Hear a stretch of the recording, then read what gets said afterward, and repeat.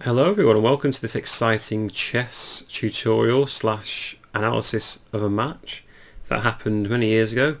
Today's my first Tal game actually. So this is Tal versus Fischer 1959 in the Belgrade Candidates tournament. Obviously Tal is known for playing this exciting attacking chess, and in this tournament he actually beat Fischer 4-0, which is an absolutely savage and brutal mauling of possibly the greatest player that ever lived, according to some experts. So Tal is white here and Bobby Fischer is playing black. Tal opens with d4, Fischer plays knight f6, and we get into a King's Indian with c4, g6, knight c3, bishop g7 and e4. And these are all very standard King's Indian moves, d6 and bishop e2. Now the main idea behind the King's Indian is that white attacks from the queen side and black attacks from the king side. Here black castles, knight f3 and now e5, where black now takes a stab in the centre, and white doesn't want to take this pawn because it gets to equality for black. So after d takes, queen takes, rook takes. This is relatively an easy game for black now with the queens off. However, Tal here played d5, occupying the centre and keeping options open to attack on the queen side with like b4, c5. And here black develops knight bd7. One of the main ideas here is to play a5 and followed by knight c5 perhaps, whereas white wants to play a4 and b4. Another move black could play here is actually knight to a6 to try and get to c5, but Fischer opted for this option. Now here Tal played bishop to g5. This is called the Petrosian system, and it actually caused black a lot of difficulties during this period of time. Now here black actually wants to play a h6 quite early, because a plan for white here is to actually play knight to bd2, put the bishop back to e3 and play f3, where white will now start trying to attack with c5 and b4 on the queen side. So h6 was played by Fischer, forcing white to make a choice, either capture the knight or move the bishop away.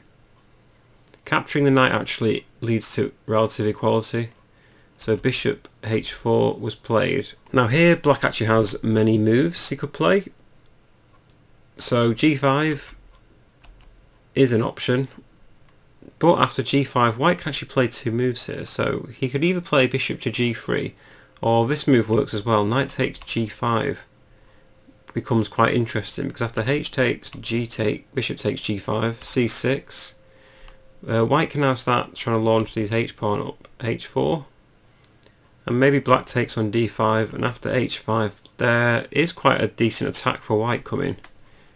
Let's say bishop h8, and after c takes d5, white is actually a piece down, but black's king is really exposed. Here I ran the engine and queen b6 was given, and a move like queen d2 and knight c5 f3 gives the position as dead equal, which is quite interesting.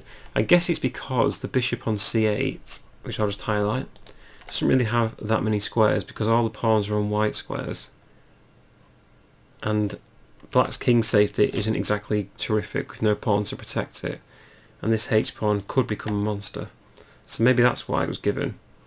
After g5, bishop g3 is a safer option to play, and maybe knight h5, castles and knight f4 could be played to continue the game.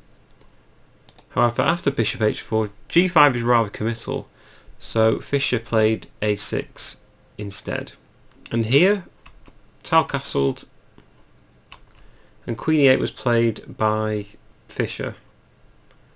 I guess the plan is to move the knight to c5 followed by bishop d7, and also the knight on f6 is no longer pinned by this bishop, so it's free to eye up this pawn if this knight on c3 ever moves from defending it. But white follows with the traditional plan of knight d2 here, protecting the pawn on e4 and also preparing to launch the f-pawn, where the bishop can also be moved back at a later date once his pawn's gone. Fischer was obviously wise to this. He played knight to h7, and here Tal played b4, taking away this c5 square for the knight. So this is one of the tricky elements of playing the King's Indian as black. Sometimes if white starts launching these pawns, it can become quite cramped and a difficult position to play. I've tried to play it many times in tournaments. It is quite hard. But here Fischer played bishop f6. In a previous game he played knight g5 here, but knight f3, bishop f2 and then c5 by white, followed by rook to c1. I put some arrows, some lovely arrows here to demonstrate this. But Tal actually won that game. I might go through that game in another video. Instead he played bishop f6 here, trying to trade the bishops off. Tal took, and the h-knights took back. And now knight to b3, where white is now preparing the c5 move. Queen e7 to stop it, and queen d2 from Tal to attack this h6 pawn. And king h7 defends it. But now Tal plays queen to e3, again reinforcing the c5 move, and knight g8 from Fischer, preparing f5. So this is what we'll see. This is the traditional aspect of the game, where white attacks on the queen side, black's now trying to attack on the king side, and it just depends on who's got the best initiative really, and the best attack. So c5 and now f5. Now we're in for a real fight. Now there's plenty of moves white can play after f5. You can take an f5 and play rook a-c1.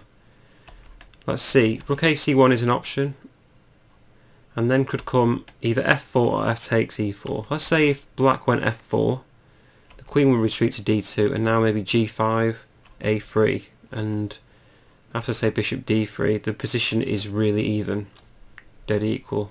Rook a-c1, if black takes on e4, maybe knight could take on e4 back, and knight f6. But after knight c3, after running the engine, white is slightly better. I think it's due to the space advantage the computer's giving this. In the game, however, e takes f5 was played by Tal, and now g takes f5 was played by Fischer. And I really like Tal's next move because it stops this kingside onslaught in its tracks. He plays f4. Now it stops, and what that does really is to prevent this f5 pawn from marching up the board any further. So Fischer took it, and now there's two options. Tal could either swap queens or take on f4. If queen takes queen, knight takes, rook f4, and now knight f6, rook d4 to protect the d5 square, and play could continue knight g6 and rook f1. If we go further, king g7 rook and rook d2. This game favours white slightly.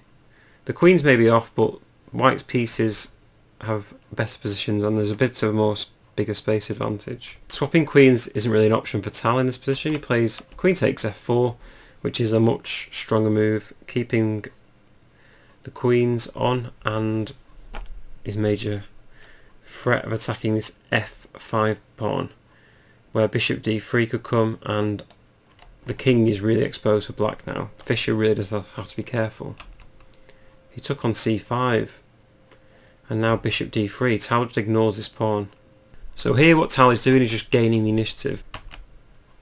Fischer takes on b4, wins another pawn, attacking the knight.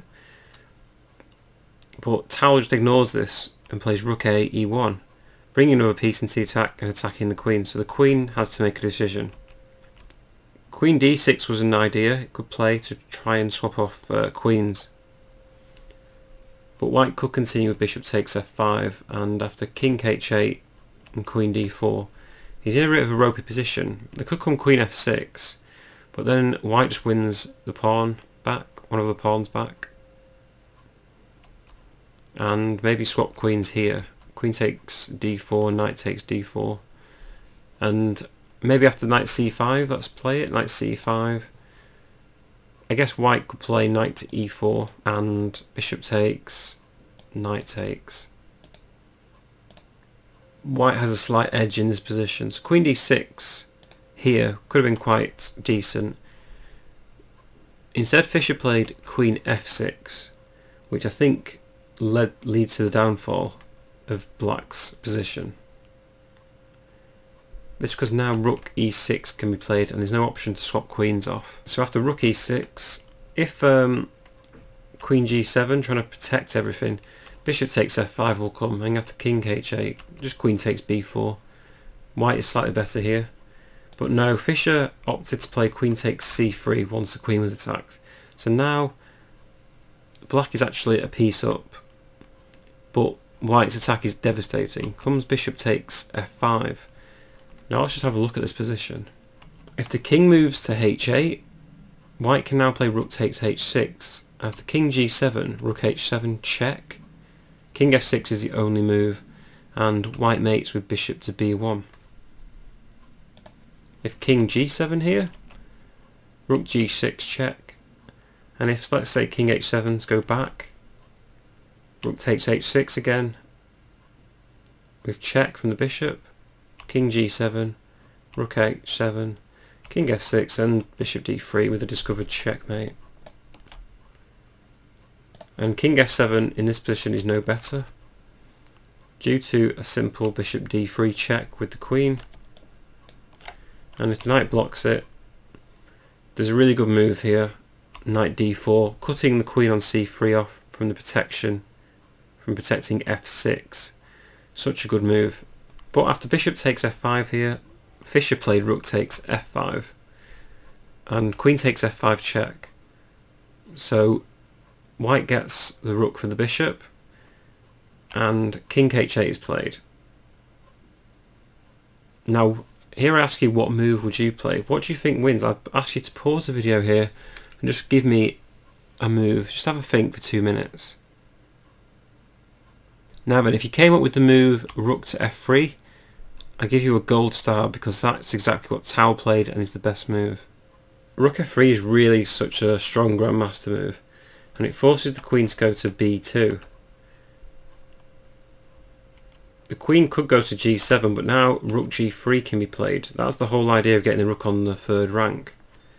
And if something like queen h7, rook e8 is just an absolute beast of a move, because it's threatening this knight twice, and the queen can't take the queen because the rook will come in and checkmate. Now, why couldn't white just play rook e8 here straight away? It's because queen g7 can now be played, and black now has some sort of defence.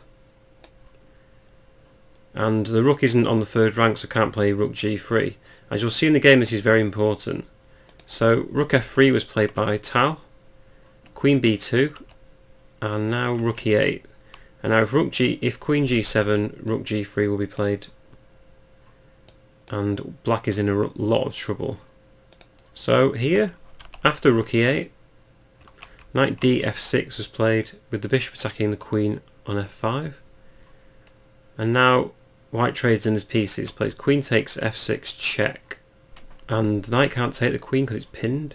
So Fischer plays queen takes f6, Tal plays rook takes f6, and king g7 attacking the rook. And here Tal now enjoys the game. He plays rook f8, attacking the knight on g8, attacking the bishop on c8, and the bishop is also pinned so the rook can't move. So here knight to e7 is played. Just a quick note, Tal can't play rook takes e7 because then the king just takes the other rook. So after knight e7, Tal just plays knight to a5 and enjoys the game and laughs because black can't actually move any of his pieces. If the knight moves, the rook will take the bishop. If the bishop moves, the rooks will take the rook. And if the king moves anywhere, the rook will take the knight. So black is now forced to play a nothing move like h5. And here Tal just plays h4. Blocks it. Rook b8 is played. And now knight c4, b5, and knight e5. Here Fischer, who plays black, resigned the game. Black has nowhere to go, and I think Fischer's just had enough. So this was actually marvellous attacking display from Tal once again, and it's hard really to note where Fischer went wrong. I guess he went wrong during that queen move. I think Fischer went wrong here. Yeah, maybe just play queen g7 here, and then if queen takes c7, we get into this little trading of pieces where bishop takes f5 and king h8. Maybe bishop takes d7, bishop takes, queen takes, and something like c4, and this game is relatively even. I think white is slightly better with the passed pawn on d5, but it's still better than what Fischer ended up with, which was this position where he's got no moves whatsoever. Anyway, I hope you enjoyed this game, and I hope to bring you many more of Tal and Fischer, to be honest, because they're both genius players. Please subscribe if you enjoyed the video. I hope to make many more soon. Thank you very much for watching.